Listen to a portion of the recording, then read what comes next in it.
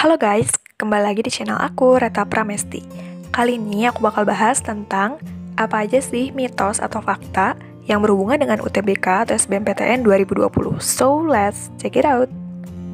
LTMPT yang bertanggung jawab terhadap jalur masuk PTN seperti SNMPTN dan SBMPTN telah merilis berbagai revisi mengenai SBMPTN atau UTBK.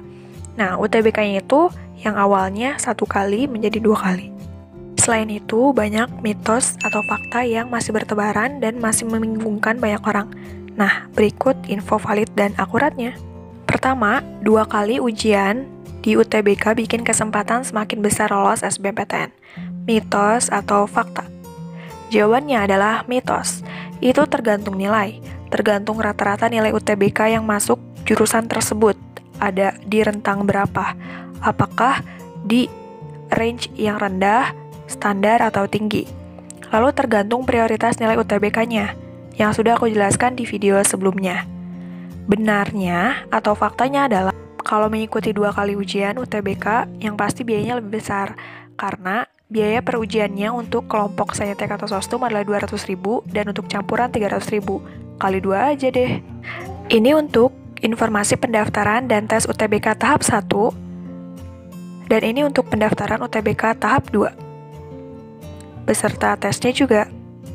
Yang kedua, jadwal makin awal makin bagus nilainya. Mitos atau fakta? Jawabannya adalah mitos. Karena kita bisa melihat jadwal tadi, bahwa pendaftaran dan tesnya itu berbeda.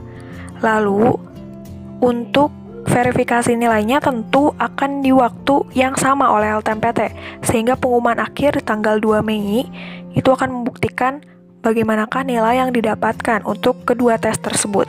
Jika banyak yang mengatakan bahwa soal ujian itu bocor dan akan merugikan yang jadwalnya di akhir, itu tidak benar, karena LTMPT juga sudah membuat beberapa soal dan beberapa paket yang mana itu tidak akan tersebar. Yang ketiga, sistem IRT lebih adil. Mitos atau fakta?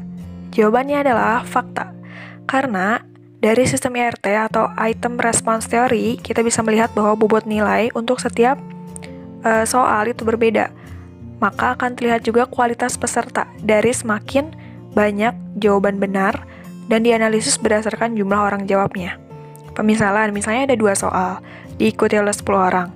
Yang satu susah, benar 3 orang, salah 6 orang, dan tidak menjawab 1 orang.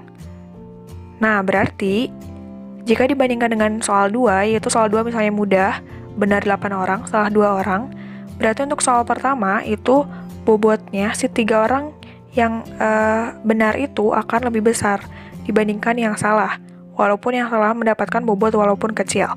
Dan yang salah, yang tidak menjawab akan mendapatkan nilai 0. Sedangkan untuk soal 2 yang tergolong mudah, ini untuk 8 orang yang benar, itu akan mendapatkan bobot lebih kecil daripada soal yang susah. Dan yang salah dapat bobot lebih kecil daripada yang benar. 4. Apakah penerima KIP bayar UTBK? Mitos atau fakta? Jawabannya adalah mitos, karena untuk penerima KIP kuliah itu tidak membayar UTBK yang pertama. Jadi gratis, full gratis, akan dibiayai oleh pemerintah. Dan yang kedua itu diharuskan bayar jikalau mengikuti gitu. Jadi ini opsional. Dan sama untuk 200.000 yang kelompok sosum atau saintek dan 300.000 untuk campuran. Yang kelima, pengumuman di waktu yang sama akan kurang menguntungkan bagi peserta. Mitos atau fakta? Jawabannya adalah fakta. Karena pengumuman hasil UTBK tahap ke-1 dan tahap kedua akan dilaksanakan tanggal 12 Mei 2020. Jadi kita tidak bisa mengevaluasi. Kalau misalnya kita mau ikut yang kedua, ya berarti itu mah berdasarkan evaluasi diri sendiri, bisa mengerjakan di yang pertama atau enggak. Dan itu tergantung pilihan kamu. Apakah kamu mau mengeluarkan biaya besar dan effortnya juga yang lebih besar, ataukah hanya 1 kali saja untuk memanfaatkan peluang? Seketat apakah SBMPTN? Apakah lebih benar lebih ketat dari SNMPTN? Mitos atau fakta? Jawabannya adalah fakta.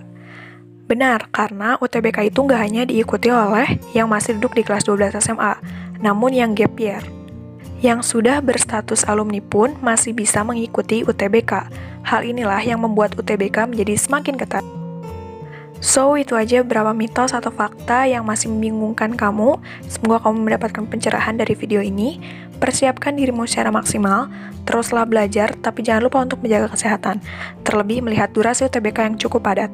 Jangan sampai kondisi kesehatan fisik maupun mental kamu drop saat ujian sedang berlangsung. So, good luck guys!